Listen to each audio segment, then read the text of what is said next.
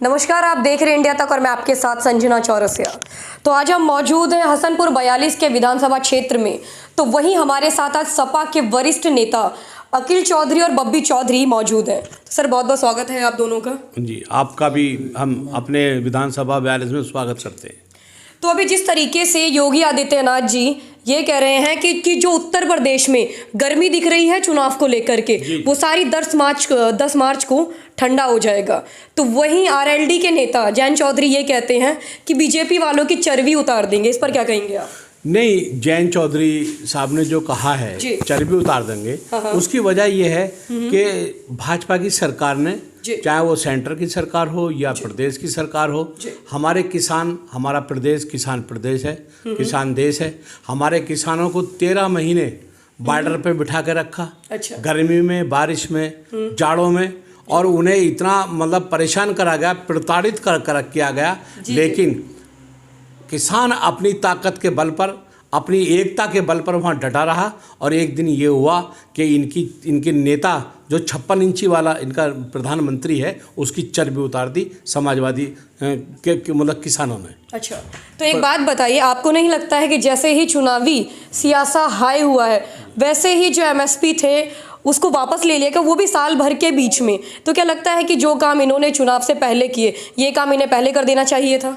नहीं, ये तो डर की वजह से इन्होंने किया है। अच्छा। इन्हें दिख लिया कि इनके पैरों के नीचे जमीन खिसक गई। अच्छा। हाँ, भाजपा बिल्कुल ठुकरा दिया। किसान ने, नौजवान ने, मजदूर ने, बेसहारा ने, दलित ने, मुसलमान ने इन्हें बिल्कुल ठुकरा दिया और समाजवादी को अपना लिया। इसलिए अपना लिया कि समाजवादी में हमारे नेता अखिलेश यादव ने अपने घोषणा पत्र में कह दिया कि हम अगर जीते सरकार बनी तो एमएसपी लागू करेंगे। अच्छा। हमारी लड़ाई किसान, हम पहले किसान हैं, बाद में नेता है, पहले हम किसान हैं। हमारी लड़ाई है एमएसपी की। अच्छा। हमारी लड़ाई है अपने वाजिब, हमारी जो फसल है उसके वाजिब दाम मिलने की। हमारी लड़ाई है खाद का कट्टा जो इन्होंने इतना महंगा कर दिया, 265 रुपये महंगा कर दिया, और उसमें से 5 किलो खाद चुरा लिया। हमारी ये लड़ाई है। हमारी बिजली की लड़ाई है, हमारी पानी की लड़ाई है, हमारी कीटनाशक दवाइयों की लड़ाई है, हमारे अपने बच्चों की फीस जमा करने की लड़ाई है। इस सरकार ने हमें बिल्कुल किसान को नेस्त नाबूद कर दिया, और इस किसान को नहीं बल्कि पूरे देश को बेचने की कगार पर पहुंच गई है। अच्छा, बब्बी चौधरी जी, मैं सबसे पहले आपसे एक सवाल करना चाहूँगी। क्या लगता है कि जो राजनीति और जो धर्म है उनका आपस का कोई मेल है या नहीं है? पहले इसका जवाब। आपका बहुत बहुत शुक्रिया। राजनीति धर्म का तो मामला ऐसा है कि आज तक हमारा देश धर्मनिरपेक्ष देश रहा है। कभी धार्मिक उन्माद या कभी कोई चीज़ ऐसी नहीं रही।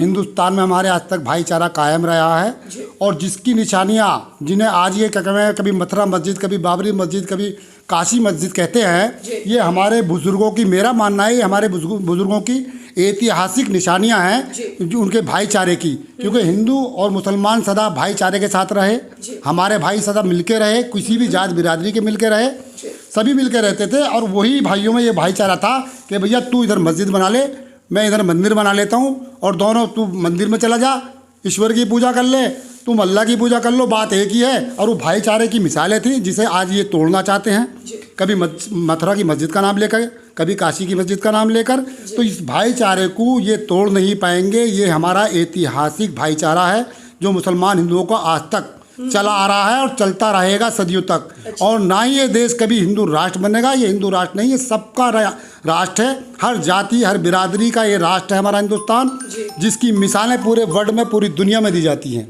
और जिस चीज़ को इन्होंने हिंदुत्व के नाम पर सरकार बनाई गई थी, वो ज़्यादा दिनों नहीं चली, और आपने देख लिया आज माहौल क्या है।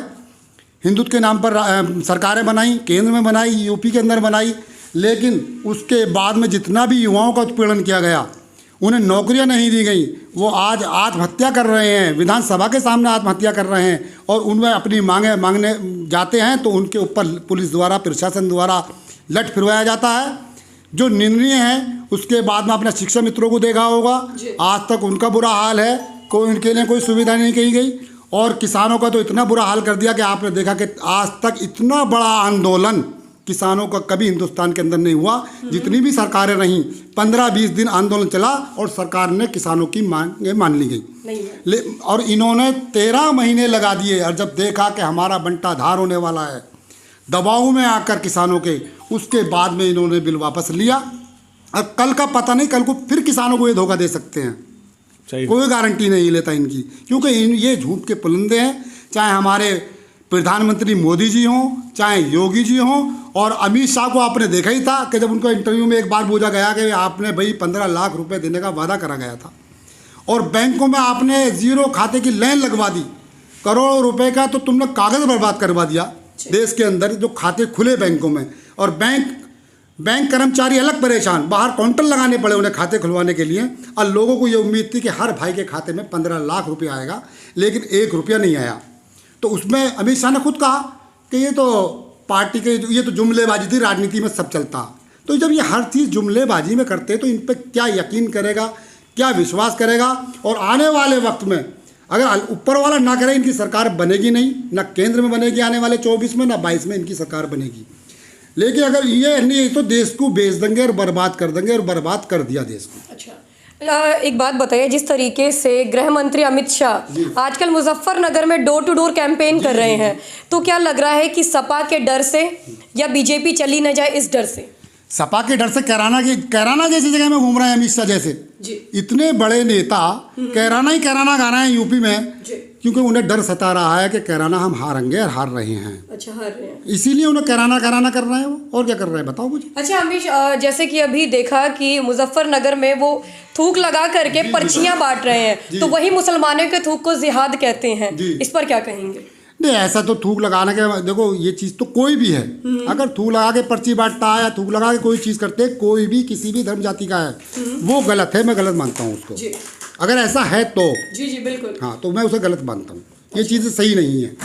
अभी जैसा कि अभी धर्म के टॉपिक पर बात कर रहे थे, तो वही मुख्यमंत्री योगी आदित्यनाथ जी के मन में राम जी आते हैं, तो वही सपा के आपके राष्ट्रीय अध्यक्ष और पूर्व मुख्यमंत्री जी के मन में ये आपके कृष्ण जी आते हैं, तो ये धर्म से ही तो मिलता है या कुछ अलग दिख रहा है आपको? ऐसा नहीं है, हमारे राष्ट्रीय अध्यक्ष जी अखिलेश यादव जी के दिन में राम भी हैं, कृष्ण जी भी हैं, शेरों वाली भी हैं, काली माता भी हैं, सारे जितने भी महापुरुष या देवी देवता हैं हमारे राष्ट्रीय अध्यक्ष अखिलेश यादव जी के दिल में रहते हैं और सबको मानते हैं।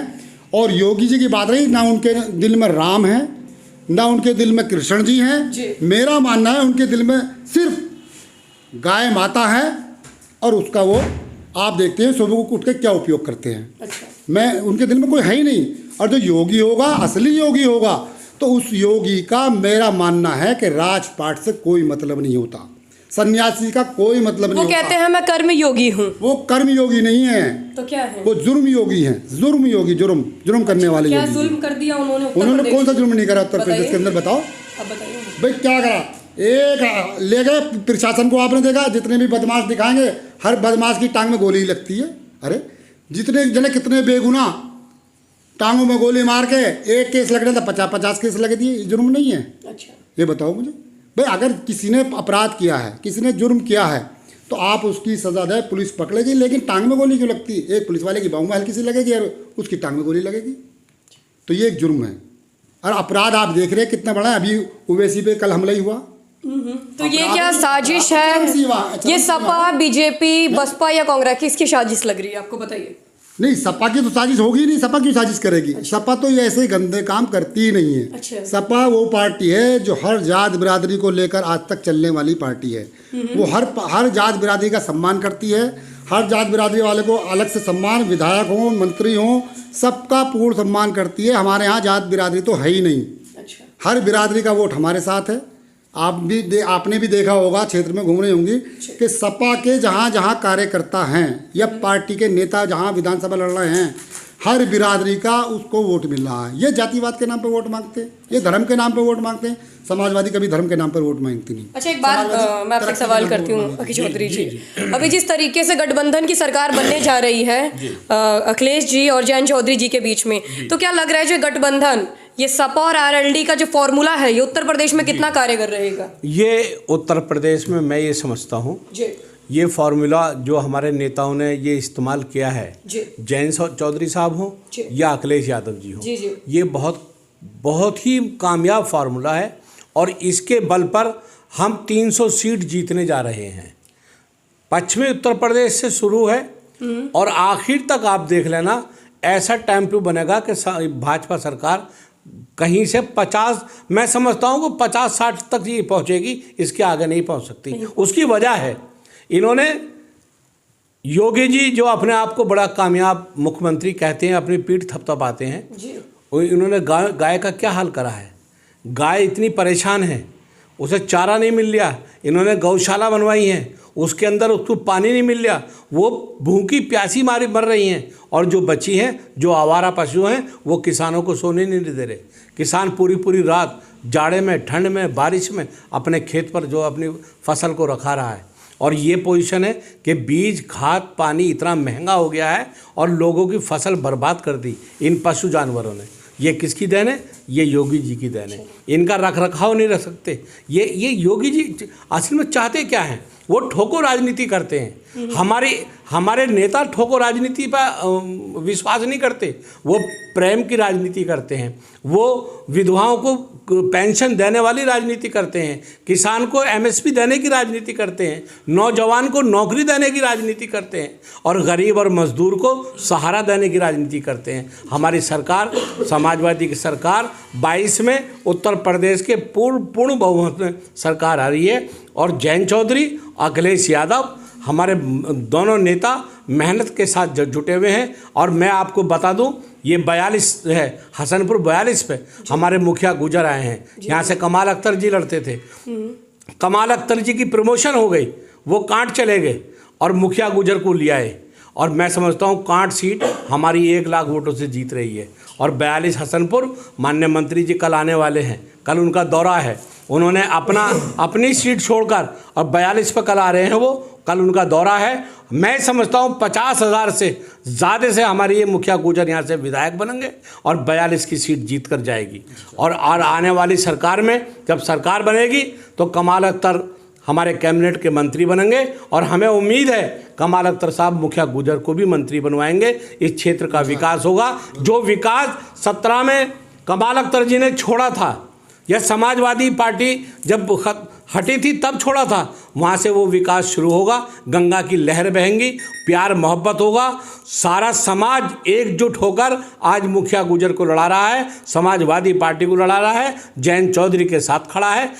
मैं ये समझता हूँ कि हमारे नेता आने वाले टाइम में इस प्रदेश को उत्तम प्रदेश बनाएंगे। इन्होंने तो नाकारा काम से, अपने जुमलों से, इनके जुमले नाकारा जुमले थे, इनकी बातें नाकारा थी। किसी क्षेत्र में चले जाइए, आप घूम रहे हैं क्षेत्र के अंदर, आपको पता है कहीं आपको अगर कोई पत्थर देखने मिल जाए, इनका कोई काम विकास नहीं है। लेकिन कमाल अख्तर के और समाजवादी के चारों तरफ विकास हुआ है।